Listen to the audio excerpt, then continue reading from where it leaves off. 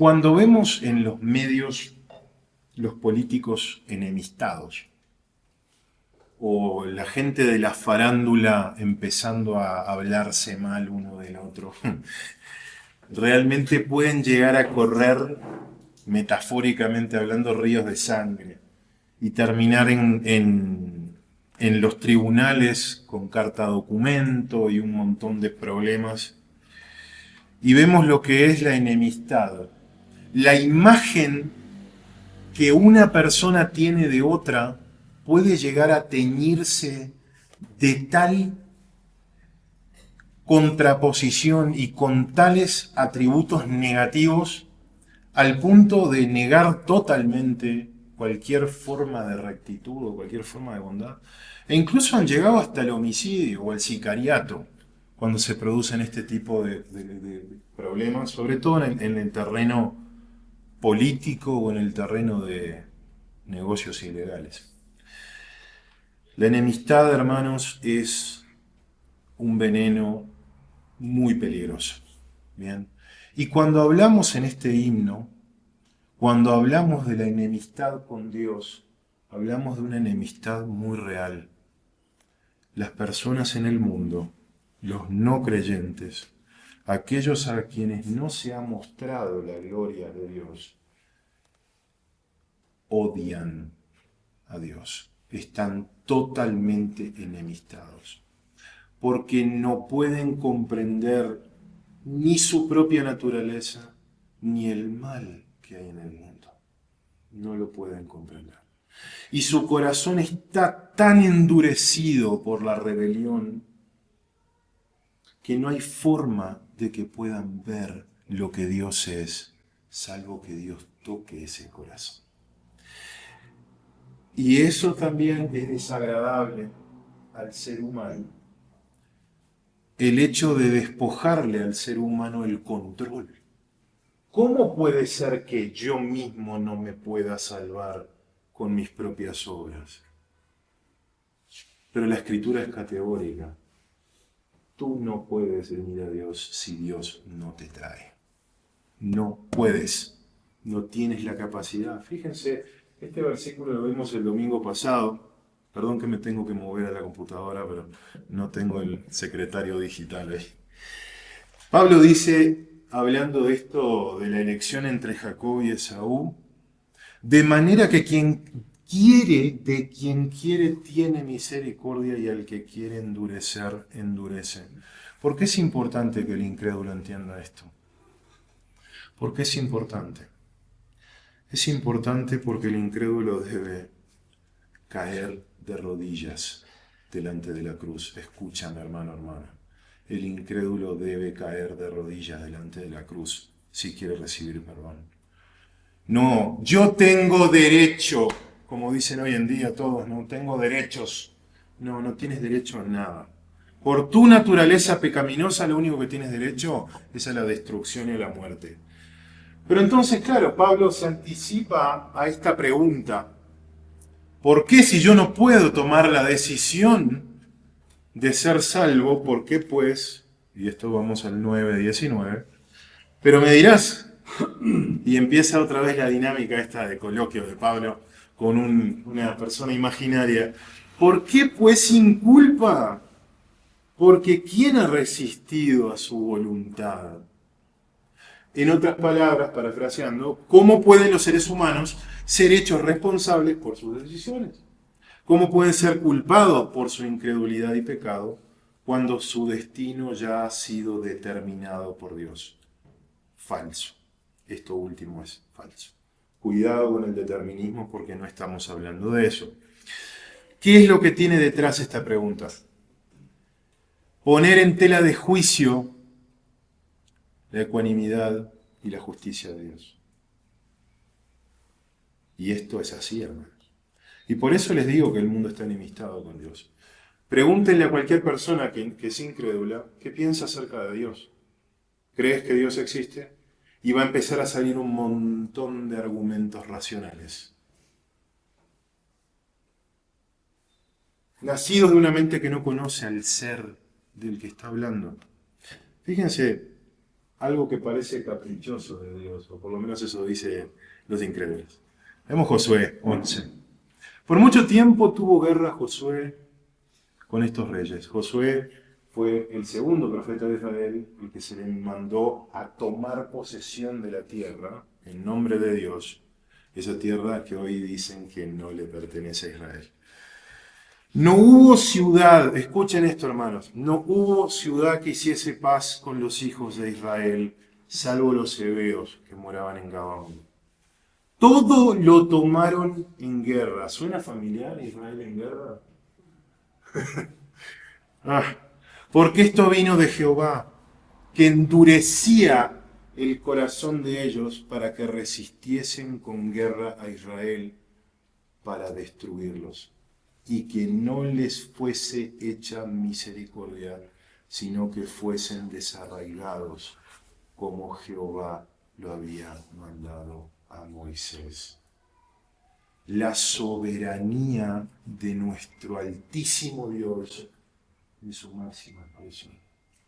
¿Por qué todos estos pueblos, habiendo escuchado de la fama de Israel en el paso por el Mar Rojo y habiendo escuchado las plagas de Egipto, por qué no negociaron? ¿Por qué no capitularon? ¿Por qué no recurrieron a la diplomacia? Porque el Señor había determinado que estos pueblos debían ser destruidos.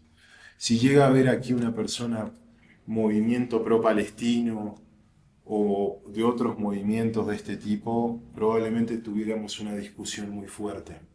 Porque esto es repugnante a los ojos del incrédulo.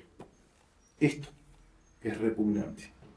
La palabra del Señor debe ser modificada, debe ser maleada y debe ser contradicha de cualquier forma para no poder leer lo que dice lisa y llanamente. Eso es lo que hacen los incrédulos y las iglesias que realmente no son iglesias. Modificar toda la palabra para que diga lo que no dice. Aquí dice claramente que los propósitos del Señor serán hechos. Serán hechos. Tú no puedes juzgar a Dios. Tú no puedes, con una mente finita y contaminada por el pecado, no puedes entender lo que es correcto y lo incorrecto, lo que es justo e injusto. ¿Tenemos una noción jurídica, una noción moral, una noción ética de lo que es correcto e incorrecto? Sí. ¿Tenemos justo e injusto a la luz del raciocinio humano? Sí. ¿Es eso lo correcto y lo incorrecto siempre para Dios? No. ¿Qué es lo correcto y lo incorrecto para Dios? ¿Qué es lo justo y lo injusto? ¿Lo que está en dónde? En su palabra. Y fíjense en el capítulo 11:7 dice, ¿qué pues? Lo que buscaba Israel. Esto que añoraba Israel. ¿Qué era? Recibir a su rey. Ser librado de los romanos. No lo ha alcanzado. Pero los escogidos sí lo han alcanzado. Y fíjense, cuando dice los demás fueron endurecidos, está en activo.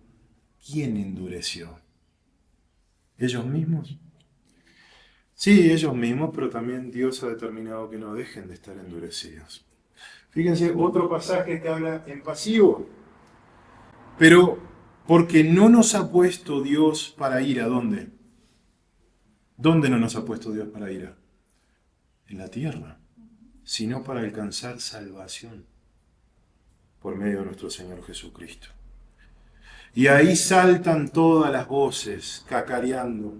Ese Dios injusto, ese Dios que elige, ese Dios que lleno de gracia. Y miren cómo cataloga Pedro a estas personas que falsifican el Evangelio y que tratan de mostrar un Dios buenísimo, un Dios amable, un Dios como Papá Noel, que está ahí llorando, esperando que la gente venga a Él. No. Estos, hablando mal de cosas que no entienden, como animales irracionales, nacidos para presa, para ser capturados y destruidos, perecerán en su propia perdición. Debemos aceptar este principio por fe. El hombre no queda eximido de responsabilidad, y esto lo voy a repetir hasta el cansancio porque es muy complejo de entender. Pero al mismo tiempo sabemos que Dios es completamente soberano en la salvación, porque también dice el Señor, y esto sí es maravilloso, todo lo que el Padre me da, vendrá a mí. Esto es categórico. Aquel que ha sido conocido por Dios, vendrá al Señor, y al que a mí viene, no le echo fuera.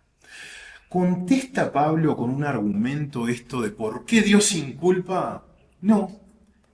Pablo no se gasta en argumentar. ¿Qué hace?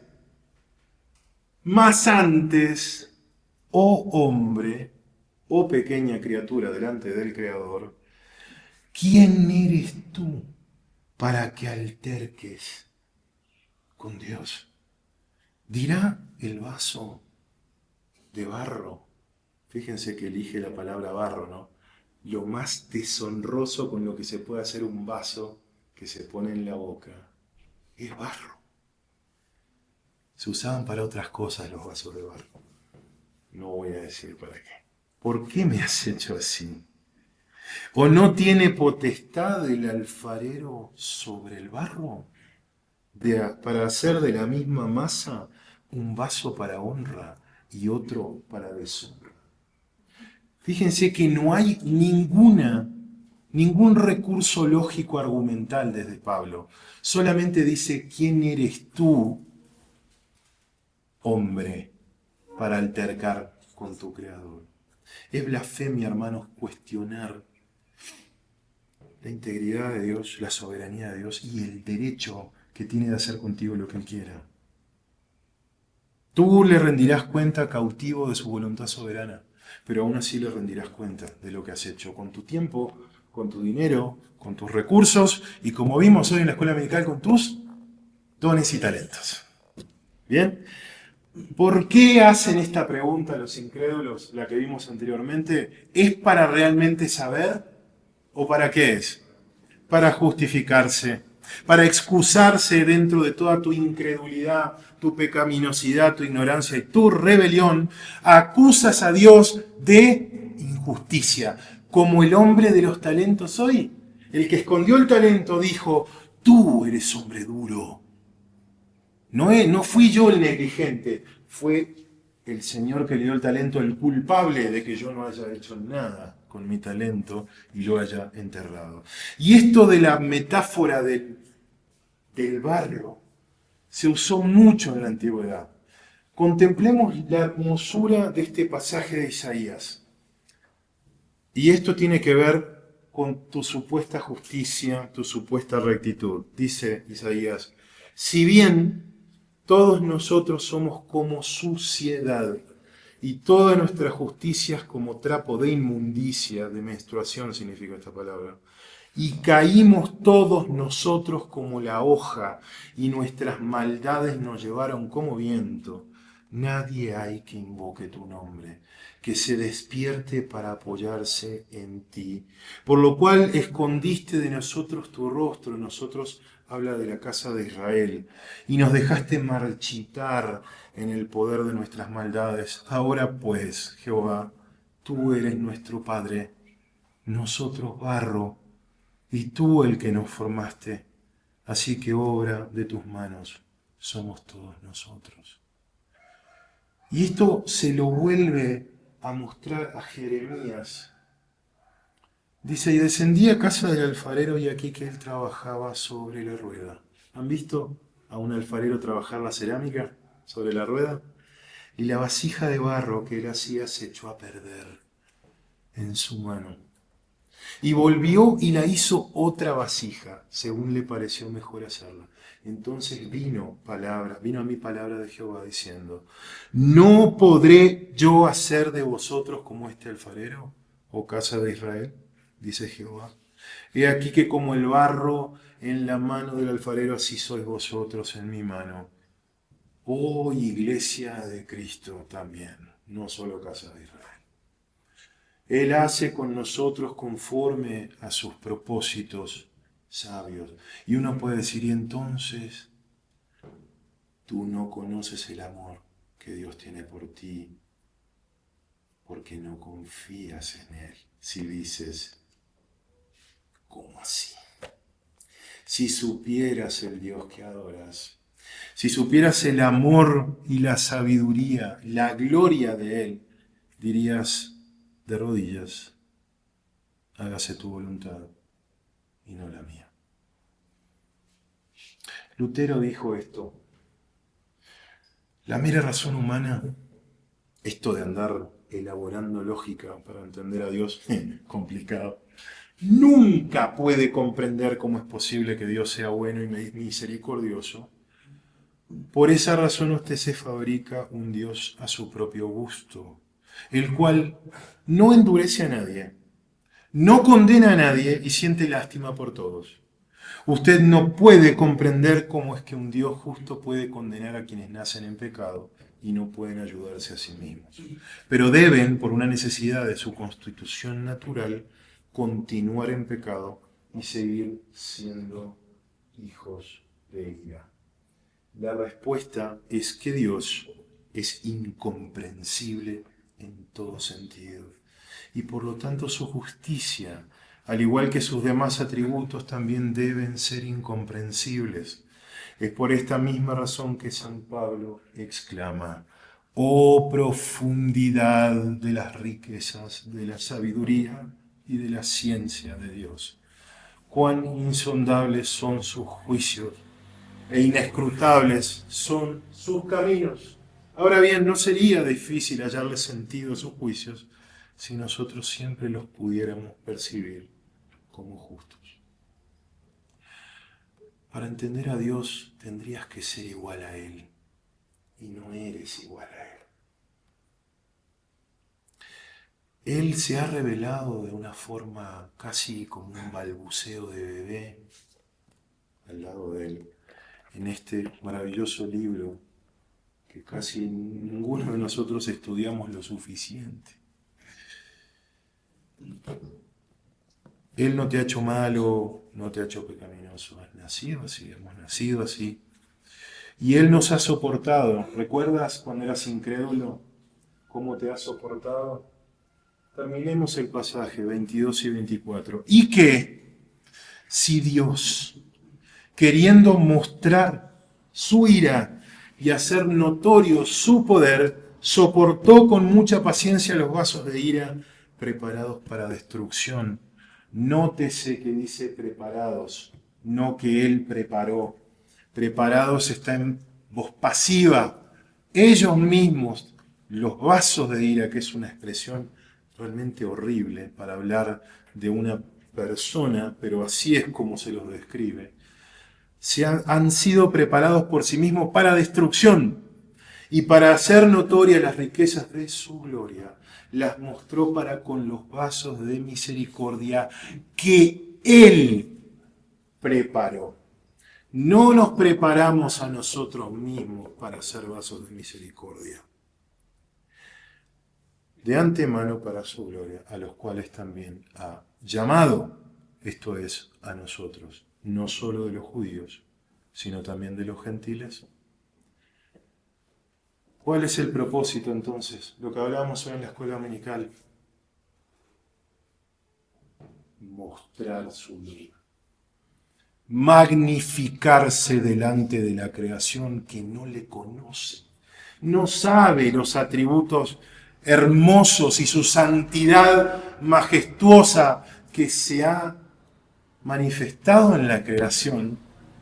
Porque uno mira en el universo y uno mira el microscopio y aún más allá en los quantums y los quarks y en la lejanía del universo y apenas puede percibir la gloria del Dios que adoramos. Y Él hará notorio su poder a través del juicio del mal y del castigo al establecer su reino en la tierra. Véase Apocalipsis. Cuando Cristo venga del cielo, para terminar, con su atuendo bañado en sangre, montado sobre un caballo blanco y empuñando una espada, recurriendo a la metáfora. Derrotará al anticristo y a todos sus seguidores impíos. El poder de Dios, que originalmente fue desplegado en la creación, será igualmente glorioso en su juicio y destrucción.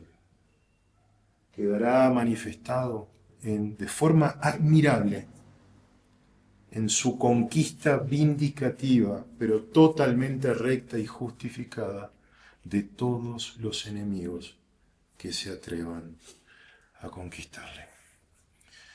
Ese infierno donde irá el diablo y sus ángeles sí ha sido preparado para ellos, pero muchos terminarán ahí, como dice el Señor: mía es la venganza, yo pagaré.